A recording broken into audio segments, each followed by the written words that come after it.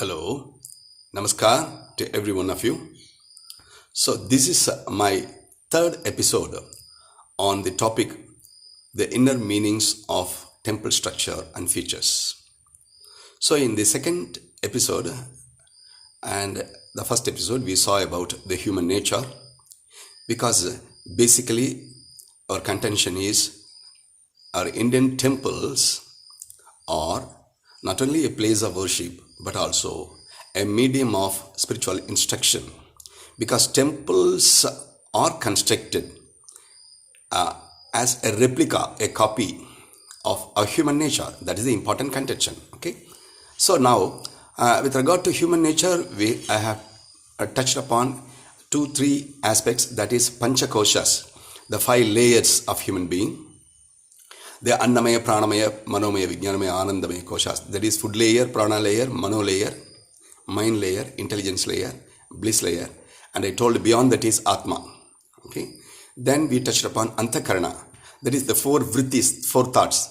They are called Antakarana, inner instrument. Okay. According to Upanishads and Adi Shankara. Okay. That is what we call the fourfold vrittis. The Ahankara vritti, Chitta vritti, Mano vritti and Buddhi vritti. That is thoughts related to ego, thoughts related to memory, thoughts related to mind, and thoughts related to buddhi. Okay, buddhi we know pretty well. Already I told you discrimination, power of discrimination. Manas is actually what you call which shoots likes, dislikes, imaginations, etc. And ego, what you call this chitta means nothing but memory, which enables us to recollect the past.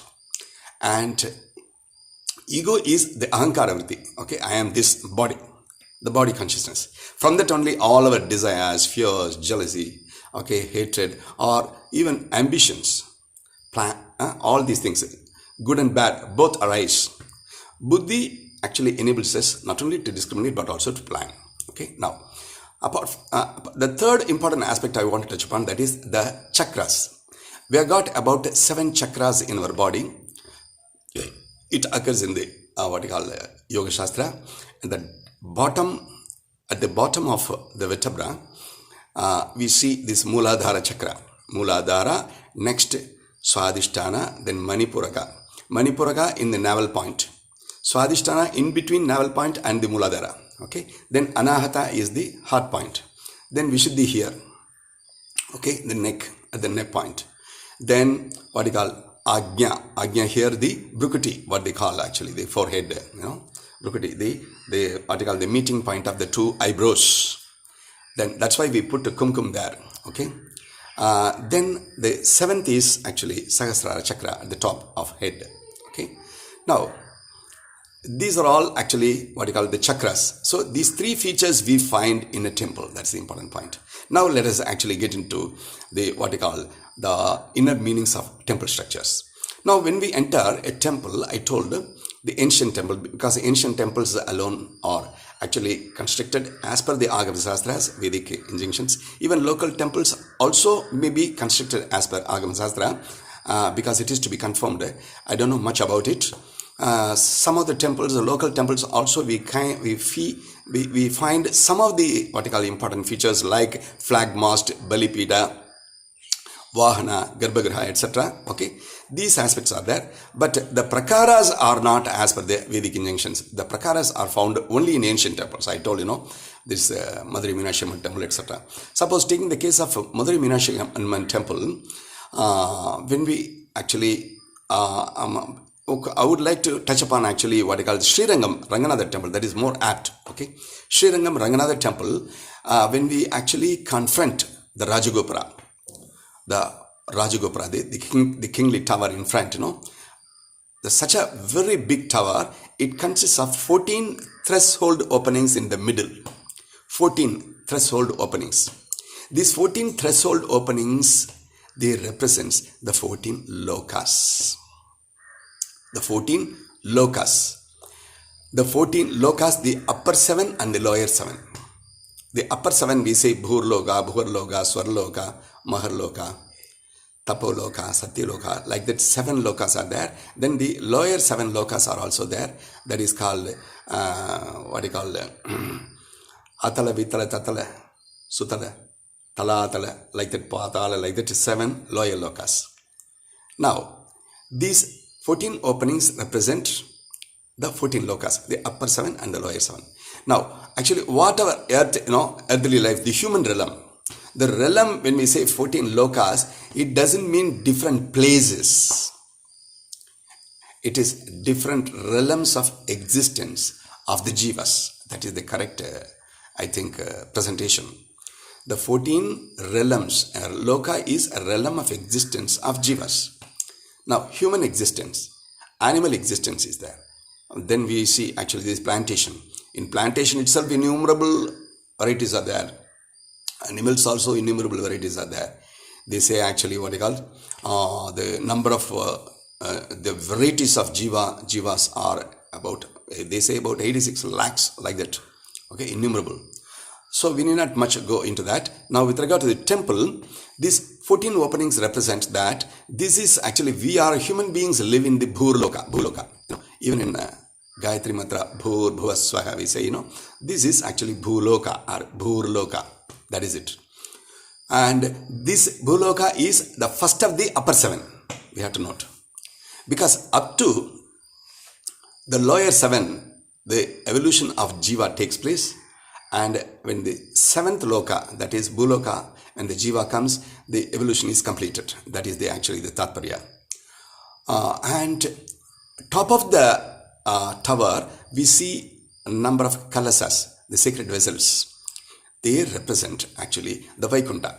They represent the Vaikuntha, from where actually the divine vibrations descend into the 14 lokas. That is it. Okay, this is enough. So what I would like to say is a tower in front of a temple which receives the devotees, that is nothing but a prototype of the entire creation. That's all, entire creation.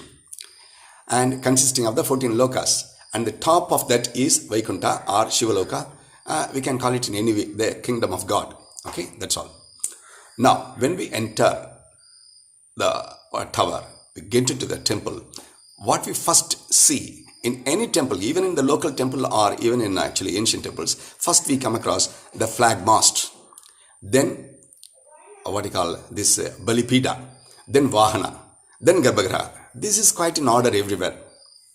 So, this flag mast represents what? That is the first question. The flag mast represents the Mooladhara Chakra within us. That is it. The Mooladhara Chakra. Then the next Balipida comes, Balipida represents Swadhisthana Chakra. Mooladhara, Swadhisthana, the second chakra is Balipida. Okay, the sacrifice altar. And the third is Vahana, In case of Shiva, the Vahana is Pashu. Okay, that is the Vahana of Shiva. In case of Muruga, it is peacock. In case of Vinayaka, it is mouse. They are the Vahanas, isn't it? In case of Vishnu, it is Garuda. Even in case of Shakti, it is lion. Okay, they represent various principles within ourselves. We have to note. They represent. Okay, now we will see what is the flag mast we have seen. It represents the Mooladhara Chakra, the base chakra. The second is Balipida. Balipida is actually what we call Swadhisthana Chakra. Balipida means actually the Jiva when it evolves to the upper 7 lokas, the Jivatma, when it evolves. The evolution takes place from the lower to the upper. Okay, from the lower 7 lokas, then the upper 7 lokas. The first of the upper 7 lokas is Bhurloka, I told. Okay, when we come to that, then a human body is taken. Having taken the human body, when the Jiva actually crosses though the Jiva has taken human body, yet what you call the Jivatma, the Jiva goes with animal nature. We have to note, that's important. Then we may ask, what is animal nature? The animal nature is nothing but Kama, Krodha, Lobha, Moha, Mada, Matsarya. That is what you call desire or lust. Okay. Krodha, anger. Lobha, greed. Moha, Mada, that is attachment. Mada, vanity, hatred, jealousy, etc. They represent, the Mahatmas say, they represent the animal nature within us, particularly the lust and that is a Kama and Krodha and anger. they represent actually what you call the animal nature, greed also, and jealousy, hatred, etc. All of them. So what actually Mahatmas say, unless we win over the animal nature, a jiva cannot actually what you call unify with the divine within us, unless the animal nature is overcome. Now that takes place in the Swadhisthana chakra, because Swadhisthana chakra represents, I told sacrifice altar. Actually, in the sacrifice altar, what many of actually the people were sacrificing goat, sheep, even hen, chicks, like that. They used to do like that in olden days. Actually, nowadays they are not actually done to that extent. Only in stray incidents we are able to see they were sacrificing the animals. But what Mahatma say, what Baba says, what Vivekananda says, what Ramakrishna Paramahamsa or even Adi Shankara say is, it is not the animals which are to be sacrificed there. It is the animal nature which is to be sacrificed by us. The animal nature. Okay. After sacrificing, the animal nature only, the jiva is able to rise to the next level of what called Manipuraka chakra. And the Manipuraka chakra is actually the Vahana. Okay, I told in case of Shiva, the Vahana is Pashu.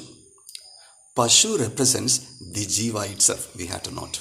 Pashu means the Jivatma is called the Pashu. And Jivatma is, the core of the Jivatma is ego. Yesterday we saw what is ego, what is Atma, isn't it? Actually, this Vahana in case of Shiva is Pashu, which means actually Jiva itself. Jiva means the core is ego. Okay. The Vahana in case of Shiva is ego, which is actually the core of a human being. Then what is actually in the next step we see, next we enter Garbhagriha. Garbhagriha is the heart. Garbhagriha represents the heart, the Anahata chakra. Because in the heart only the deity is placed. Because according to our Upanishads and Bhagavad Gita, the God is not different from our Atma. That is the important thing. Because taking the case of Bhagavad Gita, I would like to quote one verse, important verse. It is in chapter number 10, Vibhuti Yoga, verse number 20. It goes like this. Ahamatma guta kesha sarva bhuta ayastita aham adischa madhyam cha bhutanam anta eva cha. Okay, that is it. Ahamatma guta kesha sarva bhutasha ayastita aham adischa madhyam cha bhutanam anta eva cha. You know what's the meaning of it? Aham Atma Gutakesha. Gutakesha means is actually Lord Krishna is addressing Arjuna. He says Gutakesha means, oh, the vigilant one. Oh, vigilant one. Aham Atma. I am the Atma in all the living beings. Sarva Bhuta Sha Ayastita. I am the what you call Atma seated in the heart of all living beings. That is the important statement of Lord Krishna in Bhagavad Gita. And Aham Adischa Madhyam Cha Bhutanam anta evacha. I am the beginning, the end, and the middle of all the living beings. I am the beginning because God is the source of all the living beings. He is the end of all the living beings. He is actually into God only. All the living beings actually get merged at the end, at the time of moksha. Then He is the middle means He only sustains all the living beings. Not only with regard to living beings, the entire creation. For the entire creation, God is the beginning and end and the middle. That is it. So, this is the important point we have to note. God is ultimately, whether it is Shiva or Vishnu or what you call Muruga or Vinayaka, ultimately the principle behind all the deities is Atma. We have to note it very clearly. It is stated very clearly in Upanishads and Bhagavad Gita and the works of Adi Shankara and etc. etc. So that is it, important thing. Okay, so the Garbhagriha stands for heart, right? Now we have to get into actually prakaras and other aspects of what you call the temple, that we will see in the next episode. For the time being, I conclude my talk with this. Thank you. Thanks to one and all of you. Hari Om.